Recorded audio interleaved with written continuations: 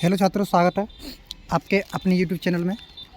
आज हम 2024 के साइंस के पेपर को सॉल्व करेंगे, जिसका कोड है 824 IL, जिसका पूर्णांक है 70 मार्क्स। जिसमें से हमारे जो क्वेश्चन दिए हैं वो 3 विषय में डिवाइड किया गया है, फिजिक्स, केमिस्ट्री, बायोलॉजी। जिसमें से पहला जो भाग है इसका वो है आपका फिजिक्स का, जिसमें से हम क्वेश्चन को सॉल्व करेंगे। इसमें से पहला क्वेश्चन जो पूछा गया है आपका, पहला का किसी वस्तु का आवासी क्वेश्चन जो है, किसी वस्तु का आवासी एवं आकार में बड़ा प्रतिबिंब बनने के लिए कौन से दर्पण का प्रयोग करना चाहिए। तो इसका जो करेक्ट आंसर होगा वो होगा ए, उत्तल दर्पण का या उत्तल दर्पण का प्रयोग करना चाहिए। चलिए क्वेश्चन नंबर सेकंड देखते हैं। क्वेश्चन नंबर सेकंड जो है आपका, क्वेश्चन नंबर सेकंड बोल रहा है आपका कि किसी वस्तु का आवासी आकार में बड़ा प्रतिबिंब बनने के लिए कौन से लेंस का प्रयोग करना चाहिए। तो ऑप्शन नंबर जो दिया है आपका, जो दिया है इसका है अवतल लेंस जो है आपका दिया है, अवतल लेंस का प्रयोग करना चाहिए। क्वेश्चन नंबर 3 आपका दिया है आकाश। क्वेश्चन नंबर 3 है आकाश में नीले रंग दिखाई देने का कारण होता है। तो आपको पता होना चाहिए इसका मुख्य कारण होता है प्रकाश का प्रकीर्णन। प्रकाश का प्रकीर्णन द्वारा ही आकाश का रंग हमें क्या दिखाई पड़ता है, नीला दिखाई पड़ता है। क्वेश्चन नंबर 4 दिया है कि प्रकाश की अधिकतम चाल कहाँ होती है। तो प्रकाश की अधिकतम चाल होती है वो होती है निर्वात में। सबसे अधिकतम चाल होती है वो किसमें होती है, निर्वात में होती है। चलिए आगे चलते हैं। क्वेश्चन नंबर 5, ठीक है। अब क्वेश्चन नंबर आपका दिया है कि किसी विद्युत परिपथ में किसी प्रतिरोध के सिरों के बीच का जो विभवांतर होता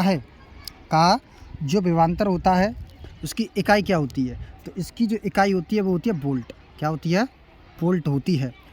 और 7 क्वेश्चन है किसी चुंबकीय क्षेत्र में क्षेत्र के लंबवत स्थित धारावाही चालक के सिरों पर लगने वाले प्रतिरोध की होती है। देख क्वेश्चन नंबर जो दिया है, क्वेश्चन नंबर 7 का जो आंसर नंबर है वो answer number C is the correct answer. C जो है इसका करेक्ट आंसर होगा, ये इसका ऑप्शन था। चलिए आगे चलते हैं क्वेश्चन नंबर 8 की तरफ। क्वेश्चन नंबर 8 की तरफ, ठीक है। इसमें से क्वेश्चन पूछा गया है एल्केन का सामान्य सूत्र है।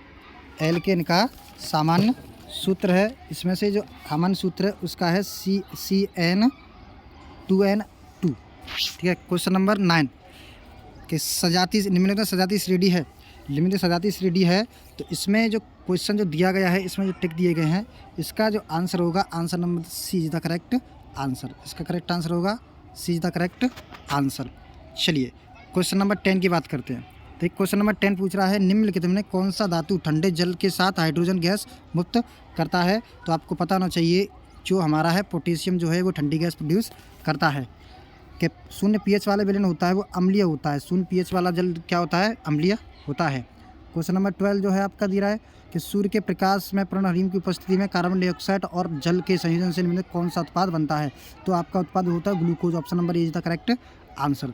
चलिए क्वेश्चन नंबर 3 देखते हैं। देख क्वेश्चन नंबर 3 जो पूछा गया है, क्वेश्चन नंबर 13 में कुछ पूछा गया है निम्नलिखित में से रासायनिक समीकरण को पूर्ण करने के लिए कौन से यौगिक प्रयुक्त होता है। तो आपको पता है NaOH यौगिक प्राप्त होता है। तो इसका answer B is the correct answer. इसका क्वेश्चन नंबर है 14 पौधों में फ्लोएम का कार्य होता है। पौधों में फ्लोएम का कार्य होता है खाद्य पदार्थों को स्थानांतरित करना। चलिए क्वेश्चन नंबर 15 की बात करते हैं। मनुष्य में पाचन प्रारंभ हो जाता है। तो देखिए इसका आंसर बता दूं कि मनुष्य का जो पाचन प्रारंभ होता है मनुष्य के मुख से प्रारंभ हो जाता है। 16 नंबर कि निम्नलिखित में कौन सा एक पादप हार्मोन है। तो आपको बता दो एक जिब्रेलिन जो है वो एक पादप हार्मोन होता है। तो देखिए चलिए आगे चलते हैं। तो क्वेश्चन नंबर जो है, ठीक है, अब क्वेश्चन नंबर दिया 17 कि वृद्धि हार्मोन स्रावित होता है। तो वृद्धि हार्मोन जो होता है प्यूटरी ग्लैंड या पीयूष ग्रंथि से स्रावित होता है। Option number B is the correct answer.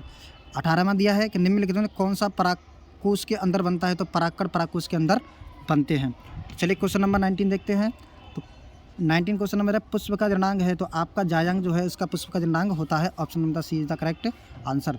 20वीं का चेक करते हैं। वायुमंडल की ओजोन पृथ्वी को बचाती है, ओजोन लेयर वो किसको बचाती है। तो आपको पता होना पराबैंगनी किरणों से बचाती है। तो ये था आज का क्वेश्चन पेपर जो कि साइंस का था, जो कि बच्चों से पूछा गया था।